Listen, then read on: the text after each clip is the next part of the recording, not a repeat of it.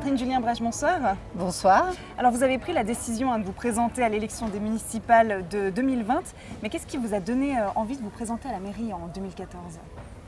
Alors en 2014, parce que je suis passionnée de mon village. Je suis née à Megève, je suis restée à Megève et j'ai passé toute ma vie à Megève. Et pour moi, c'était très important de pouvoir m'impliquer dans le développement de ce village que j'ai toujours adoré. Et puis depuis 2014, quels ont été les plus gros dossiers que vous avez dû gérer ? Alors les plus gros dossiers, un des très gros qui m'a tout de suite pris beaucoup de temps au début du mandat, c'est la cession de notre participation de la CEM des remontées mécaniques à la Compagnie du Mont Blanc.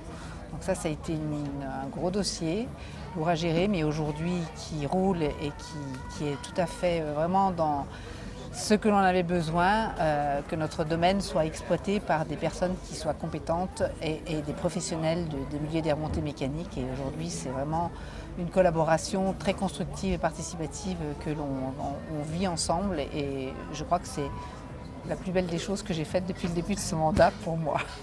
Est-ce que vous avez des rêves, des projets peut-être pour les années à venir pour Megève ? Alors oui, j'ai des projets, je ne les dévoilerai pas puisque j'ai fait le choix de repartir en 2020, l'année prochaine, pour un nouveau mandat qui j'espère pourra voir le jour avec un retour et une continuité de la politique que nous avons pu mener pendant ces 6 années.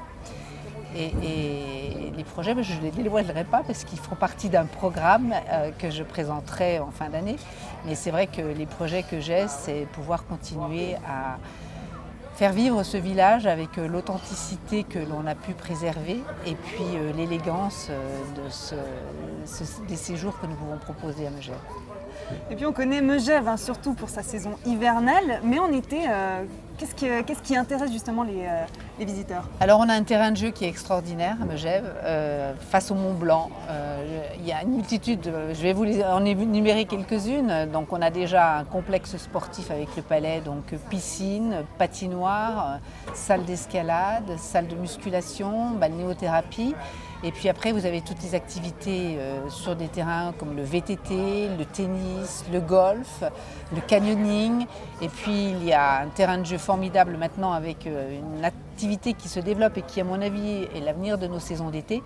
C'est le VTT et en particulier le VTT électrique qui permet de pouvoir découvrir des secteurs un peu élevés que l'on ne peut pas atteindre avec un vélo musculaire.